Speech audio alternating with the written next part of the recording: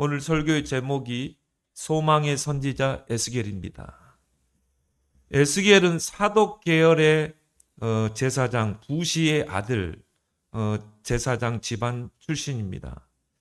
그래서 이 에스겔은 가장 암울한 시기에 이 하나님께 부름받은 그런 선지자입니다. 이 북이스라엘을 멸망시킨 그 아수르가 이 바벨론에 의해서 이제 멸망을 당하게 되고 느부갓네살 왕, 이 바벨론의 느부갓네살 왕이 이 중동 지역에 이 패권을 장악하기 위해서 세력을 확장시킵니다.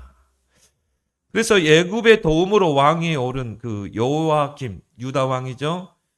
그 여호야김을 이제 붙잡고 그 바벨론의 속국왕으로 삼게 되고요.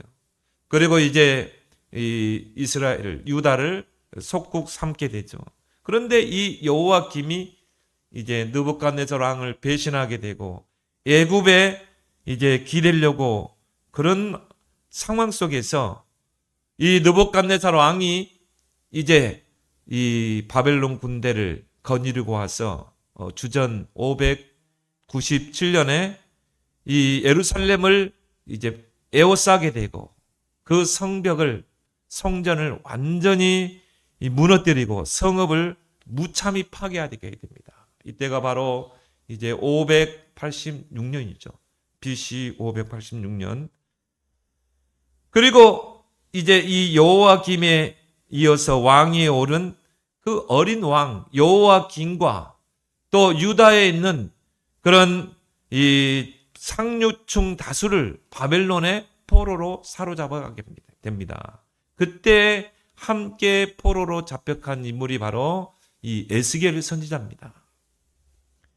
오늘 1절에 보면 30째 해 넷째 달 초닷새 이렇게 말하죠. 바로 30세. 에스겔 나이 30세 때 이제 이 하나님의 계시가 이 에스겔에게 임하게 됩니다. 근데 오늘 2절에 보니까 여호야긴 왕이 사로잡힌 지 5년 그렇게 말하고 있죠. 그때 이 에스겔이 바빌론 땅에 포로로 잡혀가게 된 거죠. 그렇다면 이 바벨론에 잡혀간 그 에스겔의 나이가 25세 그렇게 우리가 가늠해 볼 수 있죠. 25세 때에 이제 바벨론 포로에 잡혀가게 되고 그 바벨론 땅에서 하나님의 부르심을 받은 그 선지자의 사명을 감당하게 되는 것입니다. 그래서 오늘 본문을 통해서 이 에스겔 선지자는 어떤 인물인지 우리는 함께 상고해 보기를 원합니다. 첫 번째로 이 에스겔은 파수꾼의 사명을 감당한 그런 선지자입니다. 그래서 에스겔 3장 또 에스겔 33장에 보면 인자야 내가 너를 이스라엘 족속의 파수꾼으로 세웠다. 이런 말씀을 기록하고 있습니다. 여러분 파수꾼은 누굽니까? 성을 지키는 자죠. 파수꾼이 잠들 못 들게 돼요. 성이 함락됩니다. 그래서 파수꾼은 밤낮 깨어서 성을 지켜야 돼요. 그리고 성 안에 있는 백성들에게 하나님의 말씀을 전달해야 되는 것입니다. 이게 바로 파수꾼의 정체성이요 사명인 것입니다. 하나님이 에스겔을 바로 이런 파수꾼으로 세우신 것입니다. 파수꾼은 늘 깨어 있어야 돼요. 그리고 하나님의 말씀을 받아서 전달해야 되는 것입니다. 그리고 백성들을 깨우쳐야 되는 것입니다. 이게 파수꾼의 사명인 것입니다. 그 에스겔에게 하나님의 말씀이 환상을 통해서 임하게 됩니다. 그래서 오늘 1장에 보면 4가지 환상이 나오게 됩니다. 그때는 계시가 완성되기 전이기 때문에 하나님의 그 계시의 말씀을 환상을 통해서 하나님이 전달하셨어요. 그리고 4장부터 5장에 보면요. 하나님께서 그 에스겔에게 몸의 행동을 통해서 하나님의 말씀을 받아 전달하러 갑니다. 한마디로 말하면 퍼포먼스를 하라는 것이죠. 그래서 여러 가지 형태의 퍼포먼스를 통해서 이제 장차 임할 그 유다의 임할 그 재앙을 경고하고 있는 것입니다. 에스겔 4장 5장에 보면 그런 부분이 나오죠. 하나님께서 에스겔에게 그 진흙으로 예루살렘 성전을 만들어라. 그 예루살렘 성전을 모형을 만들어라. 그리고 성벽을 쌓아 성을 포위하는 것처럼 에워싸라. 그런 퍼포먼스를 하게 합니다. 그건 뭘 말합니까? 장차 예루살렘 성이 적에 의해서, 바벨론에 의해서 에워싸일 것을 하나님께서 그런 몸을 통해서 보여주게 하신 것입니다. 그리고 왼쪽으로 누워서 390일을 누워서 자게 합니다. 그래서 390일은 북이스라엘이 390년 동안 하나님을 배신하고 우상 숭배한 그 죄를 말하는 것입니다. 그래서 하루를 1년으로 390일이면 390년 동안 북이스라엘 왕조가 여호와 하나님을 버리고 북이스라엘 땅 곳곳에 우상의 산당을 세운 것입니다. 그리고 우상 숭배의 죄를 범하게 된 것입니다. 그것을 에스겔 선지자를 통해서 지적하시는 것이죠. 그리고 또 오른쪽으로 누워서 40일 동안을 누워 자게 합니다. 그거는 남유다의 그 우상 숭배의 죄악의 그 연수죠. 40년 동안 하나님을 배신하고 우리가 지금까지 예레미야 또 이사야 선지자를 통해서 이스라엘의 또 남유다의 죄악에 대해서 우리는 잘 알고 있죠. 여호와 하나님의 신앙을 버리게 되고 곳곳에 우상의 산당을 세우고 또 심지어는 그 성전 뜰 안에 주변의 모든 이방 나라의 그런 신들의 제단을 쌓게 된 것입니다. 여호와 유일신 신앙을 버리게 된 것입니다. 그리고 이스라엘 땅의 남유다의 혼합 종교를 가지고 온 것입니다. 그게 바로 하나님 앞에 큰 죄악이 된 것이죠. 그리고 하나님께서 에스겔에게요 밀과 보리와 콩과 팥과 조와 귀를 가져다가 떡을 만들어라. 그 떡을 만들어서 불에 구워서 그걸 먹으라. 그것도 390일 동안 먹어라. 근데 장작불이 아니라 사람의 인분을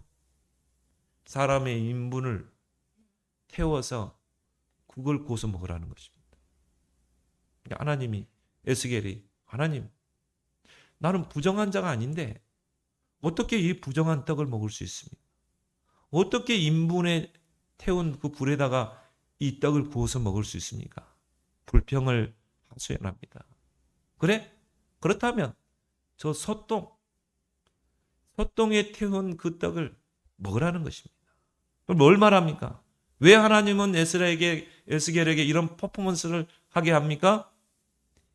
자, 여기서 보면은 밀, 보리, 콩, 떡, 조, 귀를 뭘 말하죠? 혼합 종교를 말하는 거죠.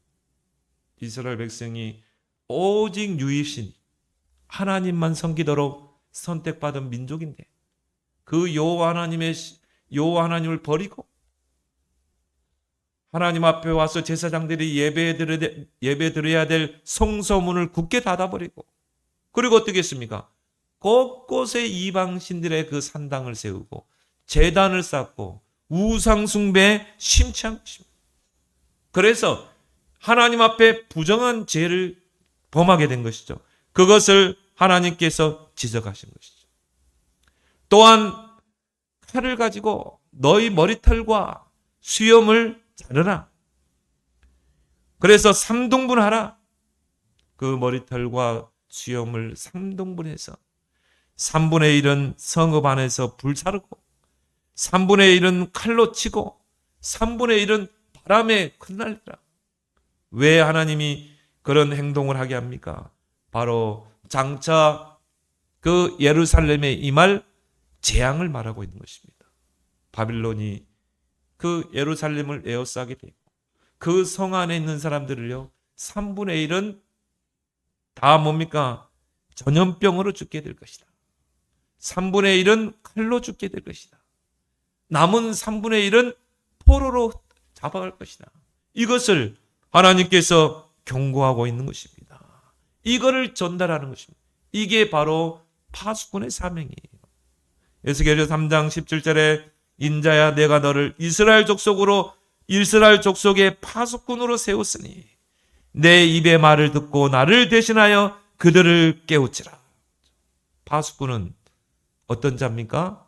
하나님의 말씀을 받아서 하나님을 대신하여 그들에게 하나님 말씀을 전달해서 깨우치는 자, 이게 바로 파수꾼입니다. 저와 여러분들을 하나님이 이런 파수꾼으로 부르셨어요. 에스겔 33장 7절에 내가 너를 이스라엘 족속의 파수꾼으로 삼았으니 너는 내 입의 말을 듣고 나를 대신하여 그들에게 경고할지니라. 하나님의 말씀을 들어야 돼. 그리고 그 하나님의 말씀을 가지고 하나님을 대신하여 그 말씀을 전달해야 됩니다. 그래서 하나님이 저와 여러분들에게 예수 그리스도의 복음을 주셨어요. 복음의 파수꾼으로 우리 세운 것입니다. 이 땅에 오직 유일한 해답은 그리스도 외에는 없습니다. 하나님께서 우리 인생에 답을 딱 하나 줬어요. 예수 그리스도. 다른 이로서는 구원을 받을 수 없나니 천하 사람 중에 구원받을 만한 다른 이름을 주신 적이 없느니라. 우리 인간의 근본 문제가 뭡니까? 하나님의 형상으로 창조받은 그 인간이 하나님을 떠나버린 것입니다. 여기에서 모든 문제가 시작되는 거예요. 그거 뭘 말합니까? 근원을 떠났다니까요. 생명의 근원을 떠나버린 거예요. 자, 보세요. 모든 창조 세계를 한번 보세요. 물고기의 그 생명의 근원은 뭡니까? 물입니다. 물 속에 있을 때 물고기는 생명이 있다니까요. 나무의 생명의 근원은 땅입니다. 나무가 땅에 뿌리 내릴 때 그 땅에서 자양분을 받아서 그 나무는 자라게 됩니다. 성장하게 됩니다. 열매를 맺게 됩니다. 그러면 우리 인간의 생명의 근원이 뭡니까? 하나님입니다. 하나님께 뿌리를 내려야 돼요. 그게 행복이에요. 그게 생명입니다. 근데 물고기가 물을 떠났어요. 물이 싫어서 물을 떠나면요, 생명의 근원을 떠나버린 거예요. 죽게 됩니다. 여러분, 생명의 근원을 떠난 물고기가 저 아스팔트에서 바닥바닥 해보세요. 그게 고통입니다. 물속에 있을 때 그 생명의 근원을 만날 때 물고기는요, 태양도 물도 바람도 모든 게 나를 축복하는 거예요. 혜택이에요. 물을 떠났다. 생명의 근원을 떠났다. 모든 게 고통이요, 저주입니다. 내리쬐는 태양도 바람도 다 고통이에요. 나무가 생명의 근원 대신 그 땅에 뿌리를 내릴 때 태양도 바람도 모든 게 나무를 성장시키는 축복입니다. 그죠? 근데 생명의 근원을 떠난 나무가 저 아스팔트 위에 있으면 어떻게 돼요? 내리쬐는 태양도 내 몸을 태우는 고통이, 바람도 고통이, 나무가 생명의 근원 땅에 뿌리 내릴 때 비를 내리면요, 그 비는 땅의 모든 자양분을 흡수하는데 가장 좋은 것이지, 축복이 되죠. 근데 생명의 근원을 떠난 나무가 저 모래 위에 있는데 비가 내리면 어떻게 돼요? 더 고통이에요. 왜? 더 빨리 썩어버려요. 똑같은 원리입니다. 똑같은 생명의 원리예요. 우리 인간이 원래부터 생명의 근원 대신 하나님에 의해 창조됐다니까요. 하나님의 형상으로 창조됐어요. 어떤 스님이 겨울에 빙판길을 가는데 빙판이 딱 꺼졌어. 근데 그 스님 누구를 찾았게요? 아이고, 하나님 나 좀 살려주세요. 자기도 모르게 하나님을 찾더래요. 왜 그렇습니까? 우리가 하나님을 떠나 살지만 본래 우리 인간은 하나님께 뿌리 내리도록 창조했다니까요. 그런데 하나님을 떠나게 되면 모든 게 고통입니다. 이게 죄라. 하나님을 떠난 죄, 하나님을 모르는 것. 죄는 다른 게 아닙니다. 내가 마음으로, 생각으로, 행실로, 물론 그것도 죄죠. 근데 진짜 근본 죄는 뭐냐? 하나님을 떠난 죄. 이게 바로 진짜 오리지널 죄인 것입니다. 하나님 떠나면 어떻게 돼요? 사단에게 소속되게 돼 있습니다. 마귀에게 소속되어 있습니다. 눈에 보지 않는 마귀에게 종노를 하게 되어 있습니다. 일평생 죽기를 무서워함으로 종노를 하는 것입니다. 그래서요, 하나님 떠난 불신자는 운명 사주팔자가 있습니다. 연놀 일시 사주팔자가 끝까지 따라다닙니다. 그렇죠? 이사할 때도요, 손 없는 날 잡아야 돼요. 이사할 뭐 할 때도요, 날 잡고 방향 잡아야 돼요. 불신자가 묘자리 잘못 틀어버리면요, 당장 재앙 옵니다. 날 잘못 잡으면 재앙 옵니다. 그걸 보고 우리는 뭐라고 그래요? 운명 사주팔자예요. 그 팔자가 끝까지 따라다녀요. 그런데 그리스도 예수 안에 있는 자에게는 결코 정죄함이 없나니 그리스도 예수 안에 있는 생명의 성령의 법이 죄와 사망의 법에서 해방했노라. 자, 우리는 어떻게 돼요? 해방되신 분이에요.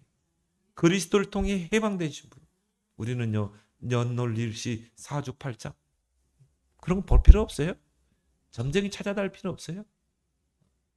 구달 필요도 없어요. 이미 그리스도 안에 있으면 새로운 피조물이라. 완전히 새롭게 피조된 것입니다.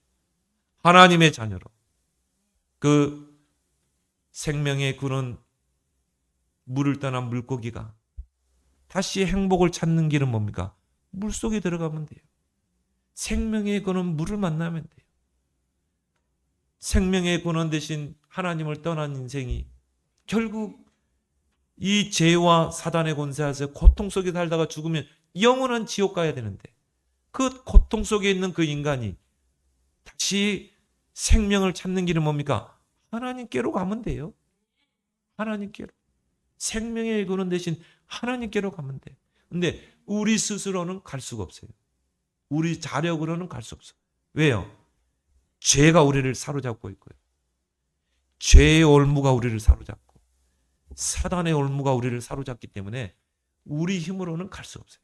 그래서 하나님이 그리스도를 보내신 것입니다. 예수님을 보내신 것입니다. 그 예수님이 십자가를 통해서 사탄의 권세를 깨뜨려 버린 거예요. 그 사탄의 손아귀에서 빠져나와야 돼요. 하나님의 아들이 오신 것은 마귀의 일을 멸하라 하심이라. 예수님이 십자가를 통해 사탄의 권세를 깨뜨린 거예요. 마귀의 권세를 깨뜨린 거예요. 그 마귀의 손아귀에서 우리를 건져낸 것입니다. 그리고 우리 죄를 위해서 십자가의 대속물이 되신 것입니다. 대속물이라는 건 뭘죠? 나의 죄를 대신해서 그 십자가에 죽으신 것입니다. 그래서 우리가 예수 믿게 되면 모든 죄와 사망의 법에서 그 올무와 틀에서 완전히 해방되는 것입니다. 그죠? 우리가 36년간 일본의 속국으로 살았어요. 다 뺏기고. 그죠? 근데 1945년에 해방됐잖아요. 똑같아요, 영적으로도. 그 사단의 속국과 억압과 그 모든 운명과 팔자에서 완전히 해방된 것입니다. 여러분의 존재를요, 여러분이 확인하길 바랍니다. 얼마나 이런 복된 인간입니까? 하나님의 자녀. 내가 생명의 근원 대신 하나님을 아버지라 부를 수 있다는 것. 그 하나님께 예배드리기 위하여 이 자리에 왔다는 것. 얼마나 큰 축복입니까? 새 가족은요, 잘 모를 수 있어요. 왜? 아직 어린아이의 신앙. 젖먹이 갓난 아기가 엄마 젖을 물리면 이게 엄마인지 몰라요. 다른 엄마가 젖을 먹이면요, 그게 엄마인지 몰라. 분별을 못해. 근데 이제 엄마 젖을 먹고 이유식도 하고 그럼 어떻게 돼요? 엄마를 알아봐요. 다른 엄마가요, 내가 네 엄마야 그러면요, 낯가려요. 왜? 엄마가 아니거든. 분별해 내는 거야. 이분이 엄마. 이제 우리 새 가족들이 분별해 낼 줄 믿습니다. 내 가족 하나님의 자녀구나. 나에게 아버지가 한 분 더 있네. 이제 영의 아버지 하나님. 우리를 창조하시고 지금도 우주 만물을 다스리시고 우리에게 복의 근원 되시는 하나님이 나의 아버지구나. 이제 아버지를 부르게 되죠. 엄마.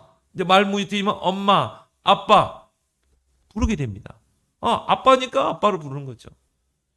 너희가 내 이름으로 무엇을 구하면 시행하겠다. 여러분이 하나님께 기도할 수 있는 것입니다. 너희가 내 이름으로 무엇인지 구하면 시행하겠다. 이걸 선포하는 게 파수꾼이라니까. 이걸 선포하는 게 파수꾼의 사명인 것입니다. 하나님이 저와 여러분들을 이 시대 복음의 파수꾼으로 부르신 줄 믿습니다. 그래서 먼저 복음을 주신 거예요. 복음의 파수꾼의 사명을 감당하라. 파수꾼은 24시 깨어서 성을 지키는 자입니다. 파수꾼이 잠들면 성이 무너지게 돼 있어요. 하나님이 여러분을요, 여러분 가정 지킬 파수꾼으로 세웠어요. 영적 실체를 알고 여러분 깨어서 영적으로 싸움하고 기도해야 됩니다. 그리고 하나님의 말씀을 잘 듣고 이 말씀을 어떻게 해요?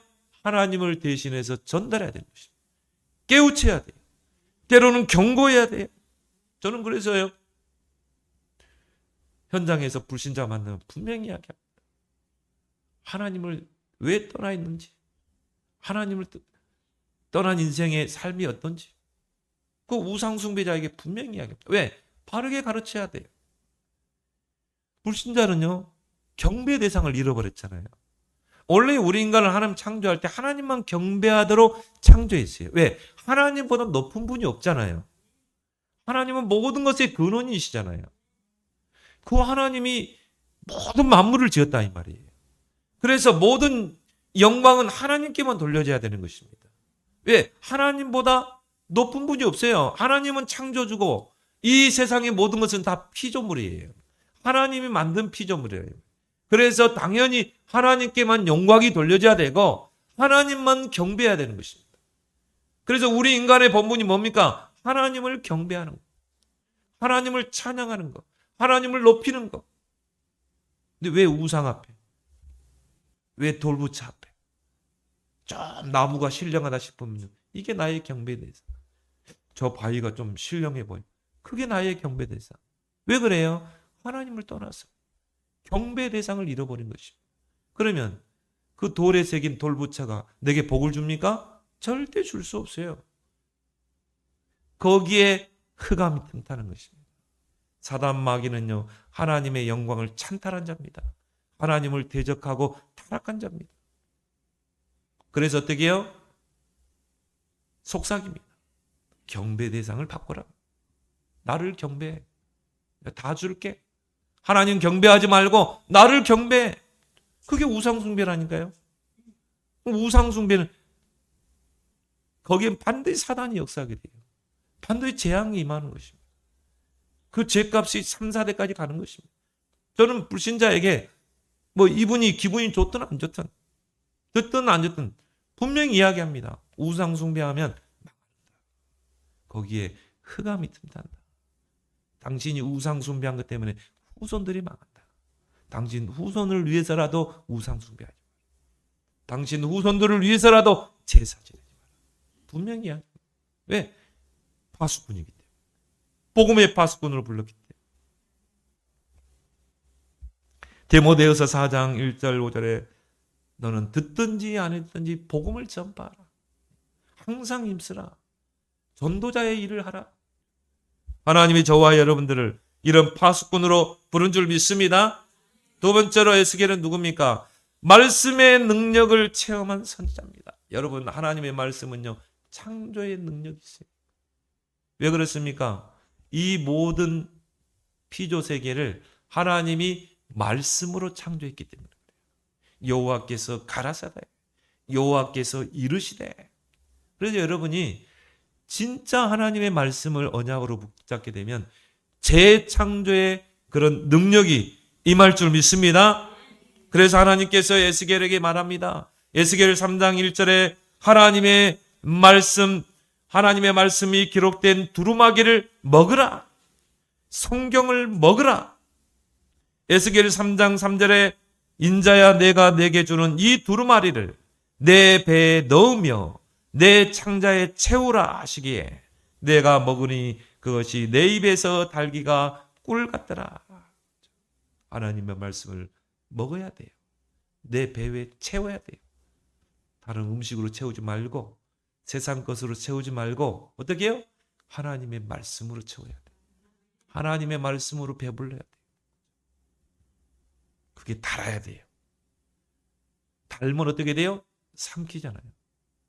오늘 하나님이 강단을 통해 목사님을 통해 여러분에게 주신 그 말씀으로 배불러야 돼요. 그 말씀이 내게 달아야 돼요. 달면 삼키잖아요. 삼켰다는 말은 뭐죠?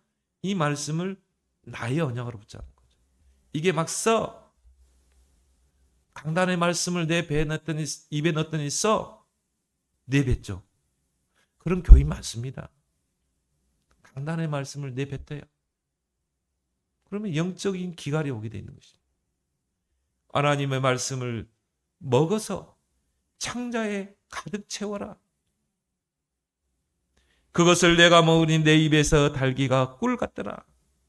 바수꾼은 내 말이 아닌 하나님의 말씀을 전달하는 자입니다.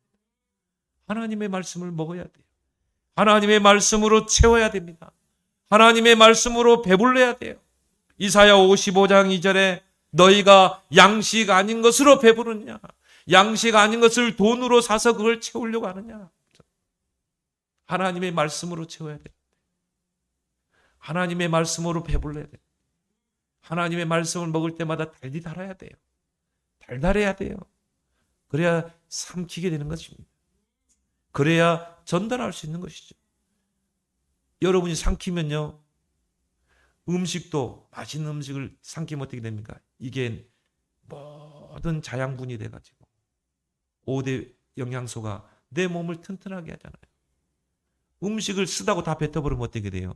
영양실조 걸립니다. 영양실조 걸린 교인들이 많다니까요. 비타민이 힘도 없고 영적인 힘도 없고 기도할 힘도 없고 예배할 힘도 없고.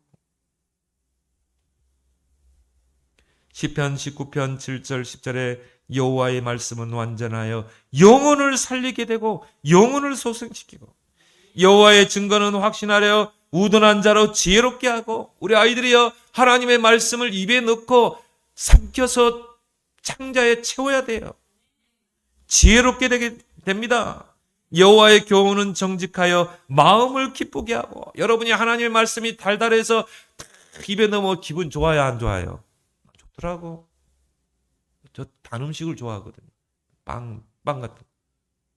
단 거 먹으면 막 기분이 좋아.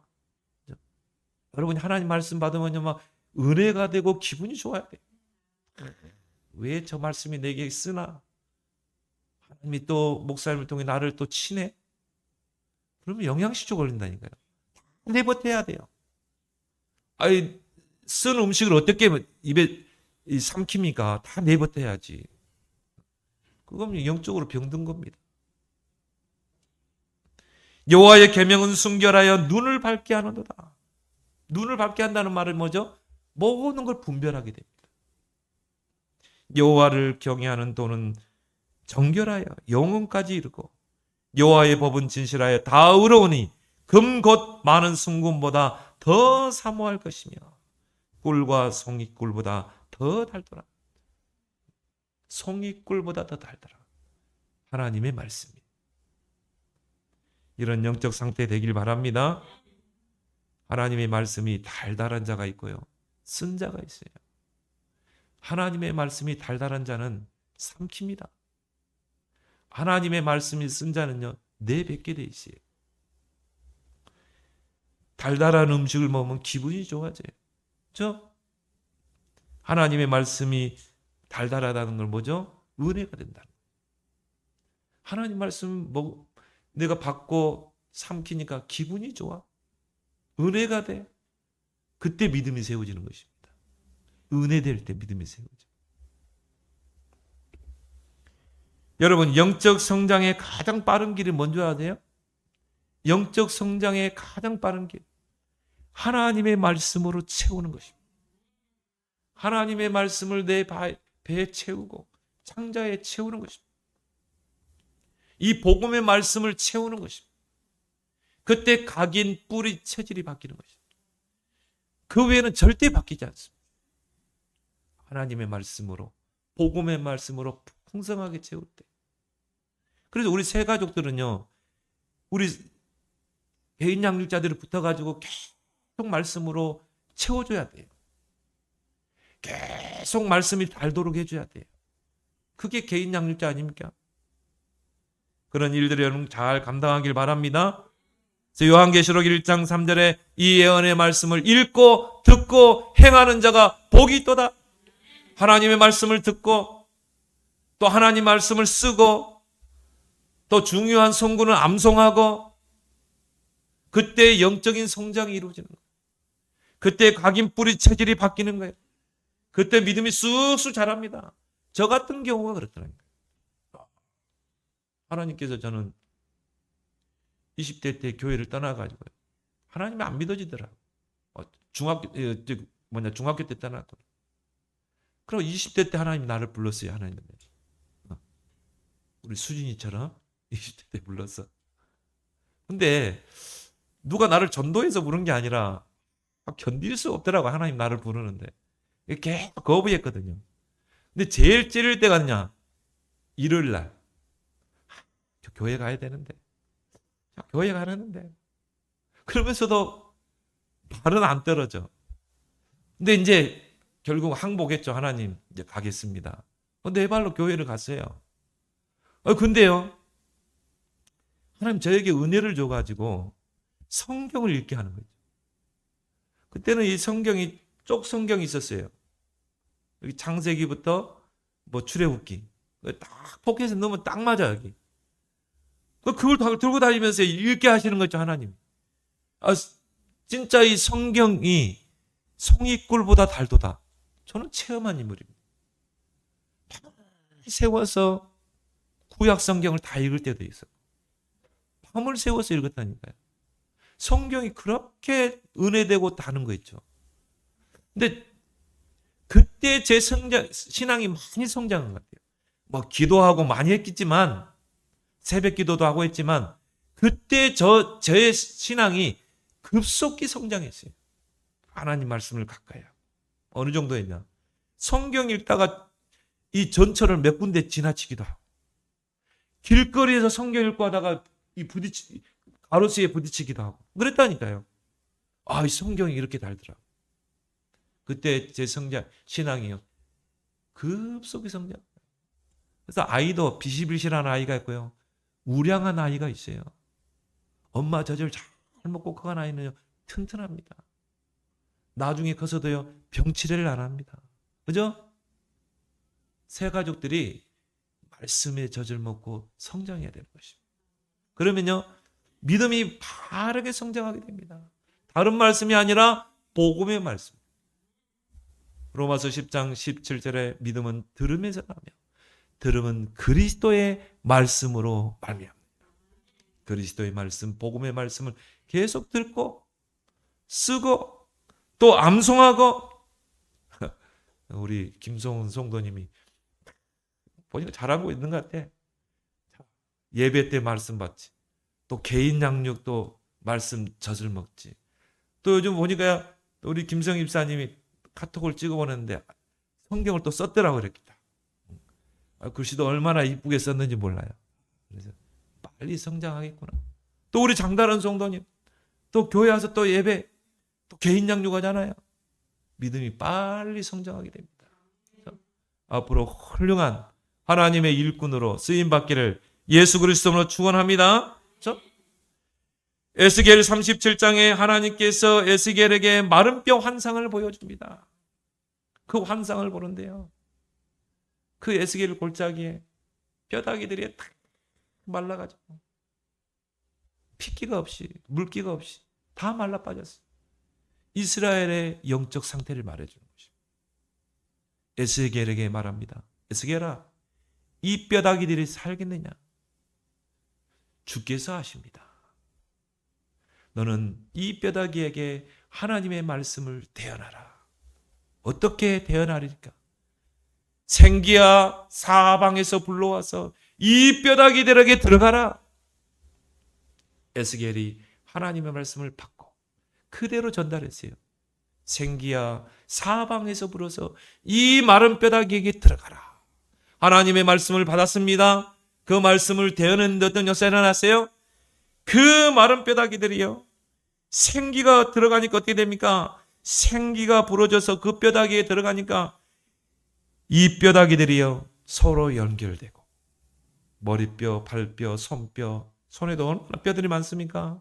그 뼈들이 다 달라붙고, 그리고 그 뼈다귀 위에 힘줄이 생기고 살이 덮고 가죽이 덮이고 다 일어나 버린 것입니다. 살아서 그 뼈다귀들이 일어나는데 거기에 힘줄, 살이 덮고 가죽이 덮고 큰 군대를 이룹니다. 이게 말씀의 능력인 줄 믿습니다. 말씀은 모든 걸 살리는 능력이 있어요. 말씀의 능력을 체험하는 여러분 되길 바랍니다. 히브리서 4장 12절에 하나님의 말씀은 살았고 운동력이 있고 좌우의 날이서는 어떤 검보다도 예리하여 말씀 받는 자들의 혼과 영과 관절 골수, 영은 뭡니까? 영적 상태. 혼은 뭡니까? 정신 상태. 관절 골수는 뭡니까? 신경과 뼈, 육체 다 살리고 소생시키고 마음과 생각까지 판단하시니 마음과 생각까지 치유하는 능력이 하나님의 말씀에 있는 줄 믿습니다. 이 하나님의 말씀을 언약으로 붙잡고 우리가 기도할 때 모든 것이 살아나고 회복되는 그런 역사가 일어나는 것입니다. 이 생기가 마른 뼈다귀에 들어갈 때 그 생기가 창세기 한 번 더 나오죠. 하나님이 사람을 흙으로 지으시고 그 코에 생기를 불어넣은 생명의 기운을 불어넣은 이걸 또 성령이라고 그러죠. 이 생령이 된지라. 여러분이 하나님 말씀을 정말 아멘으로 받고 언약으로 붙잡을 때 여러분과 관계된 모든 현장에 하나님의 성령의 바람이 생기가 불어넣어야 할 줄 믿습니다. 다 살아나게 돼 있어요. 모든 게 회복되게 돼 있어요. 그런 말씀의 능력을 체험한 여러분 되길 바랍니다. 세 번째로 에스겔은 희망의 메시지를 전달한 선지자입니다. 에스겔이 포로로 끌려온 지 10년 후에 예루살렘 성전이 파괴되었다는 그런 소식을 듣게 됩니다. 백성들도 그걸 듣게 됐어요. 포로로 잡혀온 이스라엘 백성들이 성전과 성벽이 파괴되고 성읍들이 불에 탔다는 그 소리를 듣게 돼요. 얼마나 절망감에 빠졌겠습니까? 돌아갈 수가 없어요. 성전이 다 무너져 버렸다니까요. 성읍들이 다 불에 탔다니까요. 이들은 지금 바벨론의 포로로 잡혀온 백성 아닙니까? 3분의 1의 백성. 이제 이들이 어디로 가겠습니까? 절망 가운데 빠지게 된 것입니다. 에스겔은 이런 절망에 빠진 백성들을 위로하며 하나님께서 반드시 회복하시고 재건하실 새로운 나라를 준비하도록 백성들에게 희망의 메시지를 전달합니다. 지금 시대가 그런 시대 아닌가요? 많은 사람들이요, 미래에 대한 소망과 희망을 잃어가고 있는 시대. 하나님은 저와 여러분들을 파수꾼으로 세워서 그들에게 희망의 메시지, 소망의 메시지를 전달하기를 원합니다.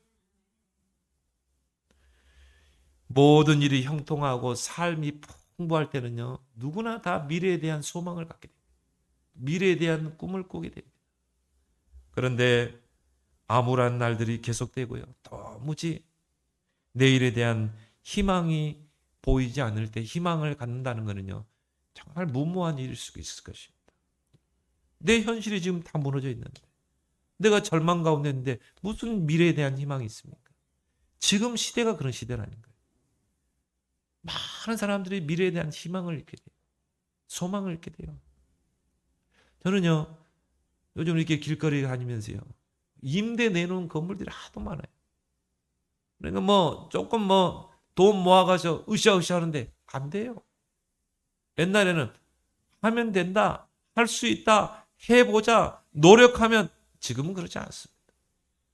우리 동네에도 커피숍 하나가 세워졌어요. 정말 청년들이 몇 명이서 모아가지고 창업을 했어요. 그래가지고는 한 1년 됐나요? 바로 100m도 안 되는데, 100m가 뭡니까? 50m 안 돼. 거기 또 커피숍이 차려졌어요. 야, 정말 그런 시대구나. 그런 시대. 이런 청년들이 희망을 잃어가고 소망을 잃어가고 있는 이 시대에 하나님은 저와 여러분들을 하나님의 말씀을 주시고 하나님의 복음을 우리에게 주사 복음의 파수꾼으로 세워서 희망과 소망의 메시지를 전달하게 하는 것입니다. 에스겔 선지자는요, 기도의 사람이었어요. 그래서 그발 강가를 기도처로 삼게 됩니다. 거기에서 하나님 앞에 기도하게 됩니다. 기도하는 사람은요, 미래에 대한 희망이 있습니다. 기도하는 사람은 미래에 대한 소망이 있습니다. 오늘 3절에도 나오죠. 갈대아 땅 그발 강가에서 여호와의 말씀이 부시의 아들 제사장 에스겔에게 특별하게 임했다고 했어요. 기도할 때 하나님의 말씀이 특별하게 임하게 됩니다. 왜? 말씀 성취를 이루어야 되기 때문에. 특별하게 임하고 여호와의 권능이 내 위에 임하니라. 여러분이 진짜 기도해 보세요. 절망 가운데 있습니까? 미래에 대한 꿈과 희망이 없습니까? 기도하라. 기도처를 만들고 기도해라. 그러면 하나님이 여러분에게 특별한 말씀을 주십니다. 성취될 말씀을 주십니다. 여호와의 권능이 여러분에게 임할 줄 믿습니다. 누가복음 22장 25절에요. 예수님도 습관을 따라서 산에 가서 기도하셨어요. 습관적으로 기도해 보세요. 아침과 밤과 낮에 조금씩만 하세요. 많이 할 필요 없어요. 한 10분씩만. 아침에 일어나면요, 기도하세요. 미사 구원 쓸 필요 없어요. 전능하시고 존귀하시고 거룩하시고 그런 말 쓸 필요 없어요. 한빈이가 아빠한테 존귀하시고 전능하시고 거룩하시고 그런 미사 구원을 씁니까? 그렇지 않죠. 아빠, 나 용돈 필요해. 그게 부자 간의 관계 아닙니까? 하나님과 우리의 사이가 그런 사이라니까요. 하나님, 나 어려워요. 하나님 응답해 주세요. 빛의 경제 주세요. 나의 산업을 일으켜 주세요. 이게 부자 간의 언약 관계라. 하나님과 나와의 관계. 너희가 내 이름으로 무엇인 구하면 내가 시행하겠다. 그래서 여러분이 삶 집중을 습관화해 보세요. 아침에 일어나서 밤에 자기 전에 낮에 잠깐 골방에 들어가서 하나님께 그냥 대화하면서, 저는 하나님과 대화하면서 기도하기를 좋아합니다. 어려우면 어렵다고 합니다. 하나님 힘듭니다. 어렵습니다. 도와주세요. 하루에 3번 습관적으로 삶 집중하라. 이걸 계속 하게 되면요, 삶 응답이 옵니다. 이제 문제가 문제를 보이지 않아. 기도하는 사람에게는 문제가 문제를 보지 않습니다. 그 문제 속에 답이 보여. 갈등할 일도 있죠. 특히 사람과의 갈등. 근데요, 나를 갱신해버리면 돼요. 옛날에는 막 싸우고 미워하고 등지고 했는데 이제는 뭐예요? 내가 잘못이구나. 나를 갱신하면 되겠구나. 여보세요. 문제 보는 눈이 달라진다. 위기가 위기로 보이지 않습니다. 전에 기도하지 않을 때는요, 그게 위기로 보였어요. 미래에 대한 소망이 없었어요. 근데 위기가 곧 기회가 되는 것입니다. 그래서 도전하게 되죠. 저는 그렇습니다. 기도로 도전해서 안 되는 건 없다. 왜 그래요? 성삼위 하나님이 기도할 때 임하고 보호자의 능력이 임하기 때문에 기도로 풀 수 없는 건 아무도 없어요. 그래서 기도를 보고 열쇠라고 그러는 것입니다. 그것도 천국에서 주시는 열쇠. 하나님이 우리에게 열쇠를 줬다니까요. 그것도 뭡니까? 맞는 키. 모든 걸 열 수 있는 열쇠를 줬어요. 내가 너에게 천국 열쇠를 주는. 그러면 그 열쇠는요, 아무 데다 넣으면 다 열린다니까요. 그게 기도예요. 기도로 다 열 수 있습니다. 이제 올해 중요한 일을 하시는 분들은요, 진짜 기도 사용하세요. 기도. 이때 오는 응답이 3세팅입니다. 하나님을 여러분을 플랫폼으로, 오늘 우리 렘넌트 예배 때 말씀했죠? 플랫폼의 축복, 파수망대의 축복, 안테나의 그 축복을 하나님이 여러분에게 회복시킬 줄 믿습니다. 그래서 정말 희망이 없고 소망이 사라진 이 시대에 여러분이 희망의 메시지를 전달하고 소망의 메시지를 전달하는 저와 여러분 되기를 예수 그리스도로 축원합니다. 하나님 아버지 은혜를 고맙고 감사합니다. 오늘 에스겔 선지자를 통해 우리를 교훈하신 하나님, 에스겔과 같이 이 암울한 그 시대를 보면서 파수꾼의 사명을 감당하는 자들이 되고 하나님의 말씀의 능력을 체험하는 자가 되고 소망을 잃고 희망을 잃어버린 많은 사람들에게 그리스도 복음의 희망의 메시지를 전달하는 그런 파수꾼들로 쓰임받게 하여 주옵소서. 예수님의 이름으로 기도하옵나이다. 아멘.